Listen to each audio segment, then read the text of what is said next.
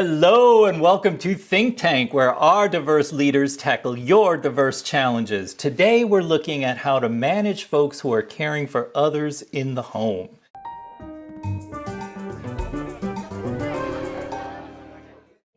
I'm your host, Ray P. Ferrer, the CEO of Ray Coach, and please join me in welcoming today's Think Tankers. We have Damon Packwood, the creator and executive director of Gameheads, Dr. Elida Bautista, the interim chief diversity, equity, and inclusion officer at UC Berkeley Haas School of Business, and Robin Ingram, the assistant VP of School of Medicine Alumni Relations and Engagement at the Fund for Johns Hopkins Medicine. I'm delighted to welcome everybody into this conversation. Welcome, Think Tankers. Thank you. Hello. Thanks. Now, each time we do Think Tank, we have a challenge sent in, and here's our challenge today. And I'll read it out to you. Dear Think Tank, I have a team member who recently moved his elderly parent into his home and is either the part or full-time caregiver. I can't tell which. His parent receives daily visits from home health aides. He often has to take his parent to medical appointments or cover when the home health aides don't show up, which seems to happen a lot. I want to be supportive, but his role is really important on the team, and I'm having trouble constantly flexing to meet his needs. How do I accommodate this while still expecting him to be available and get stuff done during normal work hours? Signed, Anxious. So I'm curious to hear who has some thoughts or comments to start off with. You know, one thought that jumped into my mind when I read Anxious note is that, first of all, acknowledging that this is the world we are living in right now. People are caring for kids, people are caring for elderly, and instead of saying, I want to be supportive, but the work is important, or they're an important team member, change that to and. Thinking, I want to be supportive and you are an important person. That was one thing that really jumped out. You don't have to do one or the other. You can find ways to do both. It's interesting, yeah, that whenever we hear work-life balance or family or work, right, there's a or. It's as if there's a false dichotomy, and this binary is not working. Like either you're dedicated to your family or you're dedicated to work. That's interesting. Mm-hmm. Elida, I see you nodding. What are your thoughts? Yeah. A couple things. I'll build on what Robin was saying. One thought I have is around the phrase during normal work hours, right? And to what extent is there flexibility, or what components of the work can be done post work hours or evening or weekends, essentially, to give this employee flexibility. Clearly this person is valuable. You don't want to lose them. You want to figure out how to support them and keep them, so that otherwise, that search for another talent can be much more detrimental, right? And so maybe I wonder to what extent this person has had a clear conversation about what are the workarounds, having even some, if it helps to formalize an agreement, like we know you'll be available for meetings from 2 to 4, and even if it's just that and everything else is flex hours, or finding, some windows of time that this person is crucial, that are non-negotiables, but that also works for when the health aides need to come through, or whatever it might be. And I also wonder what kinds of employee assistance programs there are for somebody. Do they need to have some kind of partial family leave time, or what could help them feel supported and stay engaged and still deliver? What are some things that can be handed off to other team members, et cetera? It's so interesting, again, building on both ends, since both things are true, right? Well, how do we make both things possible without taking away from either, right?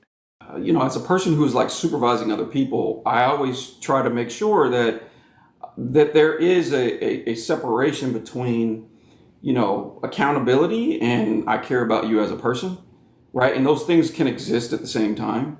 I think sometimes we assume that they can't, like it has to be one or the other, and they can. And so one time, or I shouldn't say one time, but when I'm supervising people and they're going through these sort of personal troubles, one thing that I do is that I try to pick who I'm going to be, first. Like, am I going to be the person that's supervising you and holding you accountable, or am I going to be the person that cares about you as a person, right? So typically you want to start with the personal. That's generally what I do, just checking in with people and seeing if they're okay, empathizing with them, demonstrating to them that you actually care about what they're going through. But then there has to be a point in that conversation where you turn that off and it goes to the part of you that has to hold them accountable. And I usually tell them, that, okay, if you don't mind, we're going to switch into the business so that they know that there is a difference, right?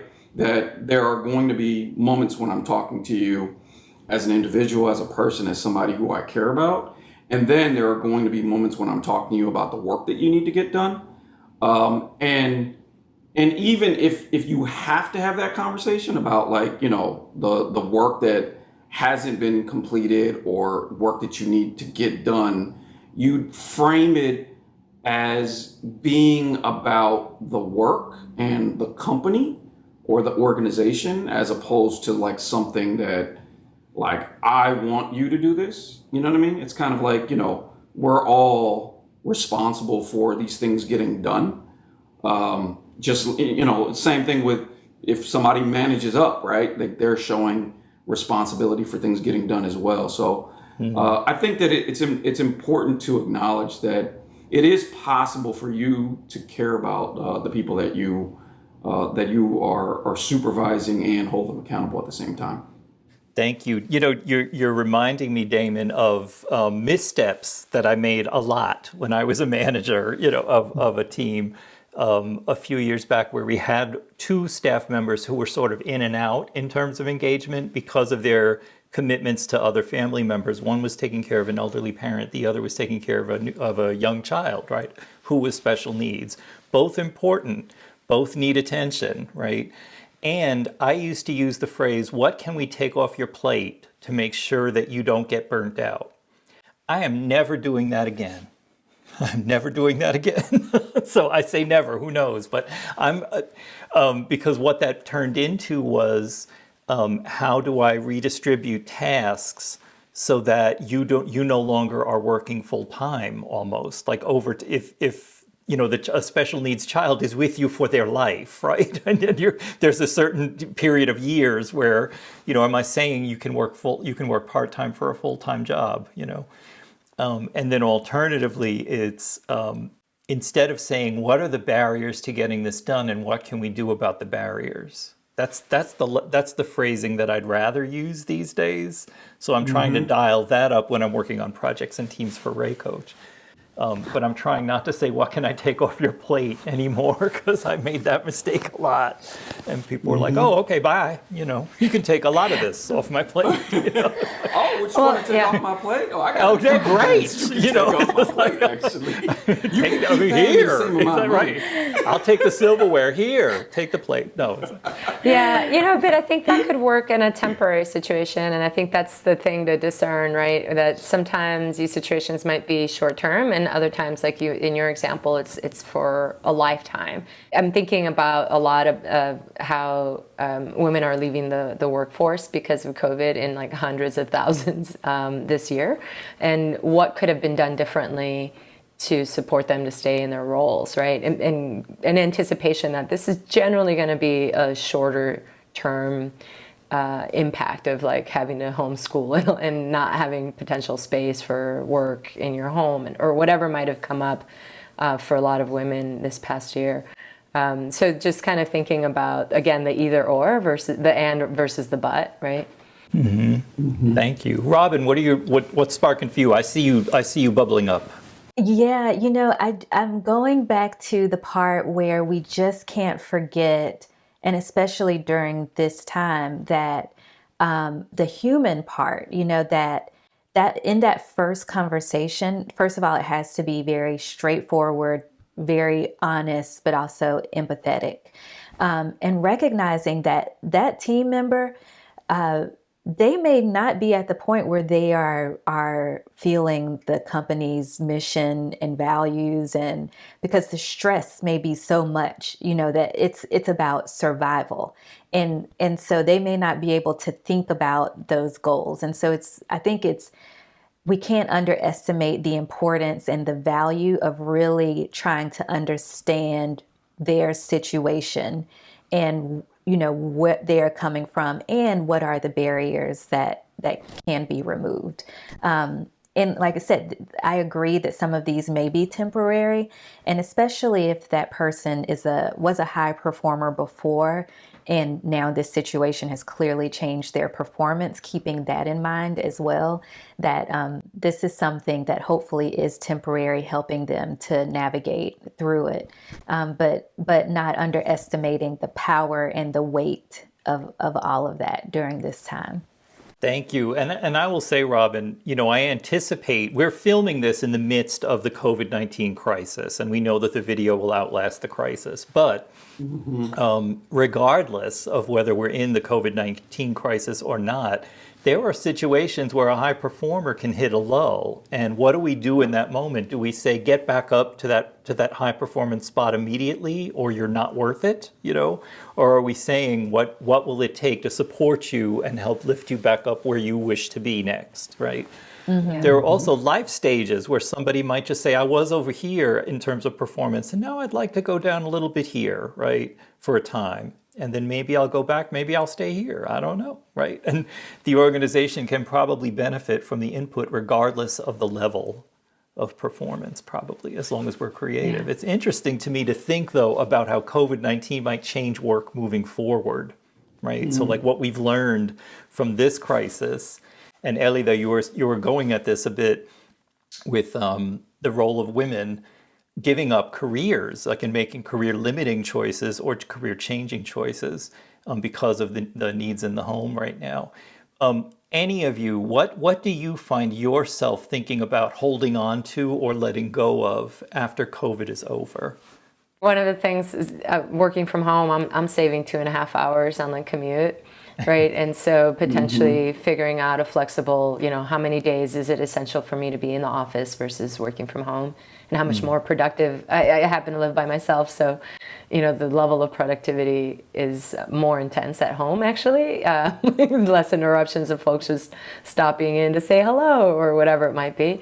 And obviously with the time saved from commuting. And so, which for my own well-being, I've noticed an impact on that. That's a good point. Like the idea that you don't have to commute, which means you get a little bit of extra work in. You get home to your family quicker because you're at home.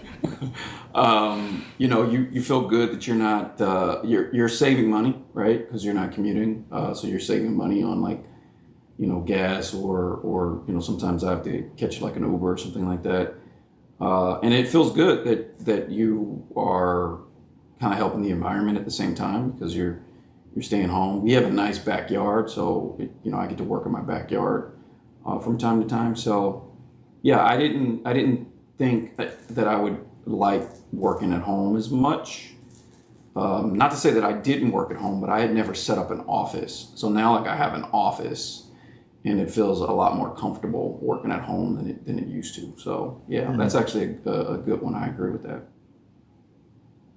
I'm going to, we had flexibility before, but I think flexibility has really taken on a new role and a new definition.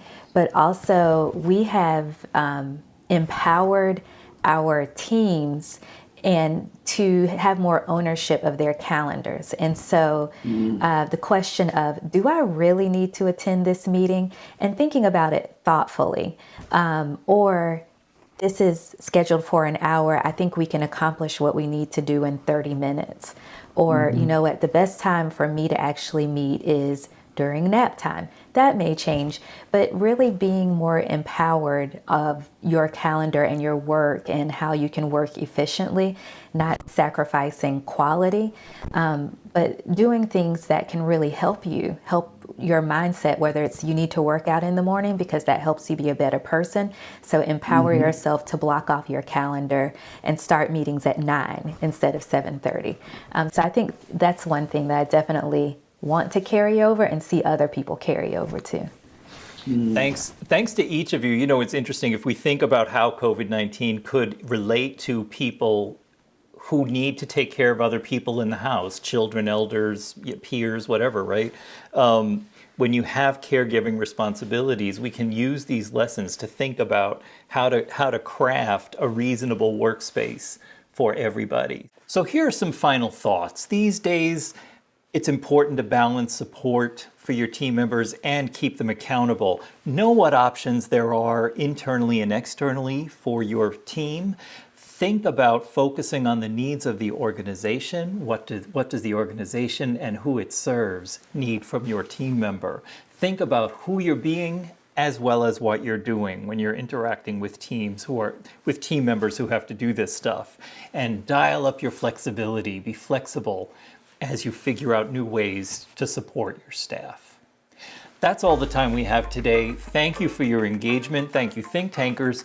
And remember, if you have a challenge you'd like us to consider, send it to me, ray@raycoach.com, and we'll have at it. Take care of yourselves. Cuídense. Go with love.